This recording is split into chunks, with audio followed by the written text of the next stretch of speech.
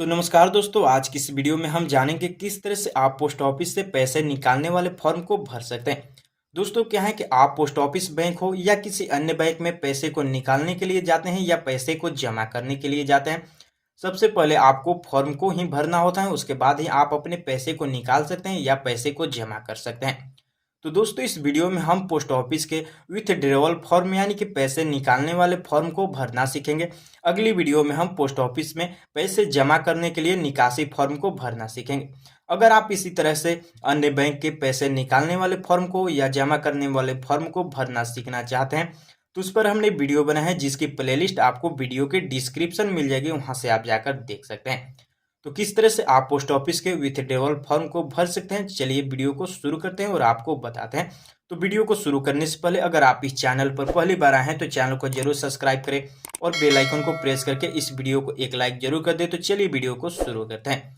यहाँ पर दोस्तों कुछ इस तरह से आप जब भी पोस्ट ऑफिस में जाते हैं तो इसी तरह के फॉर्म आपको देखने के लिए मिलता है।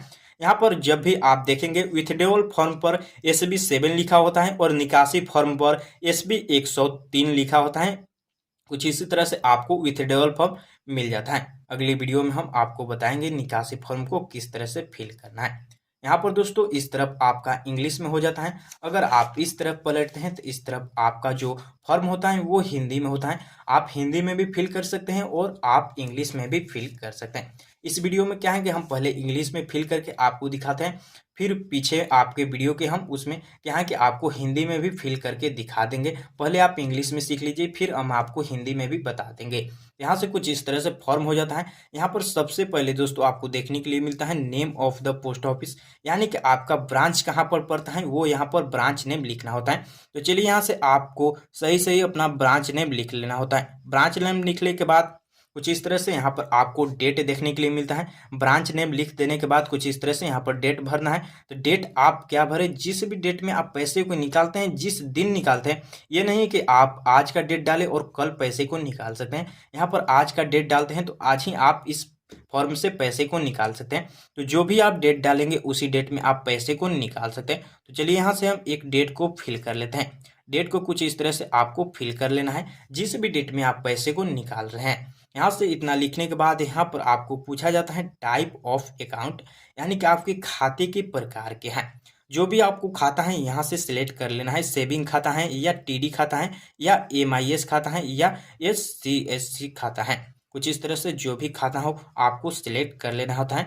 और यहाँ पर आपको नीचे में देखने के लिए मिलता है अकाउंट नंबर। अकाउंट नंबर दोस्तों आपको क्या करना है कि जब भी फिल करना है आपको सही सही फिल करना है, क्योंकि अगर आपका अकाउंट नंबर थोड़ा सा भी गलती होता है तो इसमें क्या है कि आप अलग से फॉर्म को भर सकते हैं।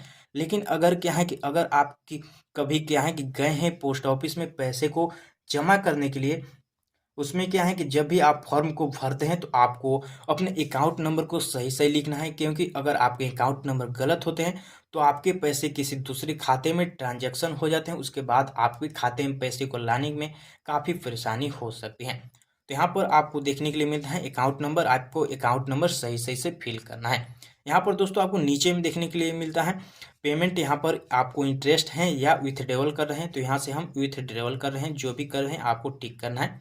और यहाँ पर आपको दोनों जगह पैसे को लिखना होता है। यहाँ पर कुछ इस तरह से आप जितने भी पैसे निकाल रहे हैं वो यहाँ पर नंबर में कुछ इस तरह से आपको लिखना होता है। और यहाँ से आपको वर्ड में कुछ इस तरह से लिखना होता है। जितने भी आप पैसे को निकाल रहे हैं वो यहाँ से आप भर सकते हैं। यहाँ से हम 1000 भर लेते हैं, 5000 रुपीज़ जितना हम पैसे को निकाल रहे हैं वो यहाँ से हम फिल कर लेते हैं। फिल करने के बाद कुछ इस तरह से आपको करना है। और यहाँ पर आपको देखने के लिए मिलता है बैलेंस आफ्टर विथड्रॉवल, यहाँ पर आपको कुछ भी फिल नहीं करना है। यहाँ पर दोस्तों इतना फिल करने के बाद आपको यहाँ पर देखने के लिए मिलता है सिग्नेचर ऑफ अकाउंट होल्डर। जिसका भी खाता है उसका यहाँ पर सिग्नेचर करना होता है। जिसका भी खाता है उसका यहाँ पर सिग्नेचर करना होता है। सिग्नेचर करने के बाद इधर आपका जो फॉर्म फिल करना होता है वो पूरा हो जाता है। इधर आपको देखने के लिए मिलता है, तो यहाँ पर आपको ऊपर में क्या है कि payment order for office use only, यहाँ पर आपको इतना में कुछ भी फिल नहीं करना है। यहाँ पर आपको अब देखने के लिए मिल जाता है, जो कि आप यहाँ पर देख सकते हैं। यहाँ पर आपको क्या फिल करना है, यहाँ पर जो आप इतने लिखे रुपए और यहाँ पर जो रुपए इस तरह से लिखे वहीं फिल करना है यहाँ से। तो कुछ इस तरह से हम फिल कर लेते हैं। फिल करने के बाद आपको क्या करना है, कुछ इस तरह से दोनों जगह आप जिस भी तरह से यहाँ पर फिल किए थे उसी तरह से आपको फिल कर देना है। फिल करने के बाद आपको क्या करना है कि यहाँ से कुछ इस तरह से आपको कर देना है। करने के बाद यहाँ पर आपको देखने के लिए मिलता है बॉक्स। इसमें जिसका भी खाता है वो यहाँ पर सिग्नेचर करना होता है। अगर क्या है कि किसी किसी का सवाल यहाँ पर आ जाता है कि अगर वो सिग्नेचर नहीं करते हैं, अंगूठा लगाते हैं, तो आप दोनों जगह अंगूठे भी लगा सकते हैं जिसका खाता है। कुछ इस तरह से दोनों जगह आपको सिग्नेचर करना होता है। और इसमें इतना करने के बाद यहाँ पर नीचे में आपको देखने के लिए मिलता है मोबाइल नंबर। यहाँ पर आपको क्या करना है कि मोबाइल नंबर आपको अपना लिख ही देना है, क्योंकि आपके लिए काफ़ी ज़रूरी हो जाता है। कुछ इस तरह से आपको मोबाइल नंबर भी फिल कर देना है। पेन नंबर भी हो सके तो फिल ही कर दीजिए। इसको आप छोड़ भी सकते हैं, लेकिन आपको मोबाइल नंबर अवश्य लिख देना है। इतना लिखने के बाद कुछ इस तरह से आपका फॉर्म क्या है कि यहाँ पर रेडी हो जाता है।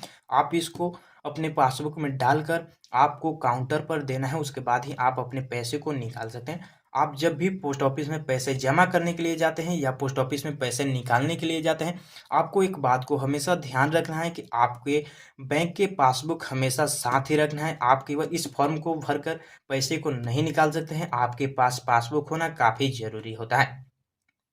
तो कुछ इस तरह से आप इंग्लिश में फॉर्म भरना सीख गए। तो चलिए कुछ इस तरह से हम जल्दी से हिंदी में भी आपको भरने के लिए सिखा देते हैं। तो कुछ इस तरह से इसी तरह से फॉर्म हो जाता है। जिस तरह से आपने इंग्लिश में देखा, कुछ इस तरह से आपको हिंदी में देखने के लिए मिलता है।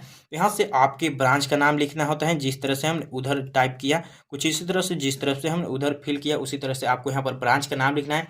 यहाँ पर जिस भी डेट में आप पैसे को निकाल रहे हैं वो यहाँ से डेट को फिल करना है। और यहाँ से आपके खाते के प्रकार पूछा जाता है, जो भी है आपको टिक मार्क करने हैं। यहाँ से आपको जब भी खाता को फिल करना है, अपने खाता नंबर को आपको सही सही से फिल करना है। ये बात हमेशा आपको याद रखनी है। तो कुछ इस तरह से हमने यहाँ से कुछ इस तरह से खाते के नंबर को फिल कर लिया है आपको दिखाने के लिए। ये बिल्कुल सही सही नहीं फिलअप है। कुछ इस तरह से हमने क्या है कि अपने हिसाब से जो फिल करना है, आपको जब भी फिल करना है आपको सही सही से फिल करना है। खाते संख्या को सही सही से फिल करना है। आपके डाकघर के नाम यानी कि ब्रांच को सही सही से फिल करना है। डेट ऑफ, यहाँ से डेट को फिल करना है सही सही से। कुछ इस तरह से हम डेमो के तौर पर आपको भरने के लिए बता रहे हैं। तो कुछ इस तरह से खाते संख्या को भरने के लिए यहाँ पर भुगतान का प्रकार पूछना है, ब्याज या आरोहण। तो यहाँ से आरोहण यानी कि विथड्रॉवल यहाँ से सिलेक्ट कर लेना है।